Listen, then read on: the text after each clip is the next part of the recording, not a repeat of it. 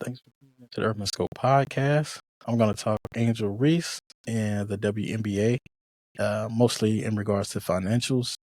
So recently, Angel Reese was on a podcast, and she wasn't on a podcast. She responded up to a podcast, and I believe it was Joe Budden's podcast specifically.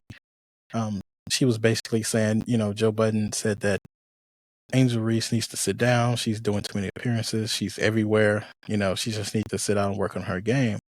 And I'll kind of talk about why that statement was kind of flawed and why it was kind of misguided. He kind of addressed it on his podcast, and they kind of broke it down, and they kind of, saved face on it, and they kind of talked about it more the episode after. And so they was able to clear it up a little bit more. But I was thinking about the statements that she made, and I'll kind of go into depth about the statements she made. So she said that the WNBA doesn't pay her bills. And she was on Instagram Live, and she kind of broke it down and said her rent is like $8,000 a month. She pays $96,000 a month in just rent. Now that's just rent, and her salary for the WNBA is only $76,000. So there's an extra $20,000 she needs to make up, right? Now she did have a valuation of $1.8 million in NIL deals and in endorsements and things like that. But essentially, she's right. The WNBA doesn't pay her bills. $76,000. It's a lot of people make that, or not a lot of people, but it's a lot of people who don't play sports and had to go what she went through, and they make close to that or even more than that. So, and she's in a big city, Chicago. Well, she's probably in a few different cities, but we have to think of it from the perspective of in the NCAA when she played for LSU Tigers. She was making way more money, probably 20 times the amount of money that she's making in WNBA she made in college. That's why in college they asked her she's going to leave in a rush to go to the league. She was like, no, I'm not in a rush to go to the league. I'm going to take my time, because she knows she was making way more money and while she was in college, and she didn't have to pay rent and all these other different things. She had a full scholarship, pay for education, housing, and and some food. And when she was on the road, most of those things were covered as well. So, but in the WNBA, she has stuff that's covered for on the road and stuff, but she has to pay her own rent. She has to pay her own, for home trips and things like that. So, for her to be out, I think it was specifically she was at Wild 'N Out, and she made an appearance on there, and she made an appearance on a podcast and other, several other things. But I think it's ambitious of her to not just strive for, just sit on her loins and just pout about it. She's out doing something about it. Like I said, if you don't got it, go get it, and that's what she's doing, and that's all she knows is, like I said, unfortunately, these WNBA players are not afforded the luxury that the NBA players are, of just being able to sit out summers and work on your game and take vacations and do all this stuff.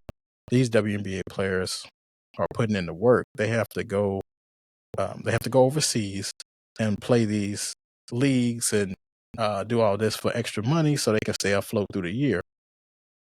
And they're getting taxed still like anybody else. So her situation of her saying the WNBA doesn't pay her bills kind of reminded me of Brittany Griner's situation. Brittany Griner was arrested in Russia and spent, I believe 10 months in Russia before she was finally released, because she was playing overseas in Russia.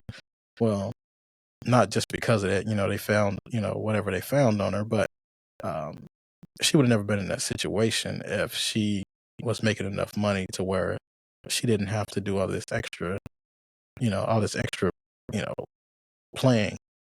So when you think about it, the WNBA players, they might play some summer league or like some pickup games at, UCLA or something like that, but they don't have to play in these leagues to sustain financially.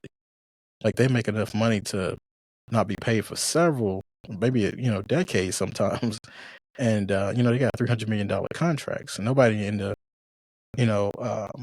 WNBA is making more than $250,000 a year. So the highest paid player in the WNBA is Jackie Young. She makes $252,000 a year base salary. So, and that's before taxes. So you have NBA players on benches that don't even get any games that's making that. So when you think about it, the WNBA is just following the lead of the NBA because NBA players have not always made that much money either. When they were first, starting up, they were, for example, Wilt Chamberlain. He was making $100,000 a year. He was averaging 50 points a game, and he was still only making $100,000 a year. NBA players now are averaging, a quarter of that. Probably like a third of that at best, points wise. But he was only making $100,000. And when Bill Russell's contract came up, and he said, "I want to make $1 more," and they gave him $1,000, $100,000 and $101,000 basically. So, like I said, hopefully, like the league is growing and the league is getting better with promotions, and that's not just the one player. It's worldwide. I mean, not worldwide, but league wide.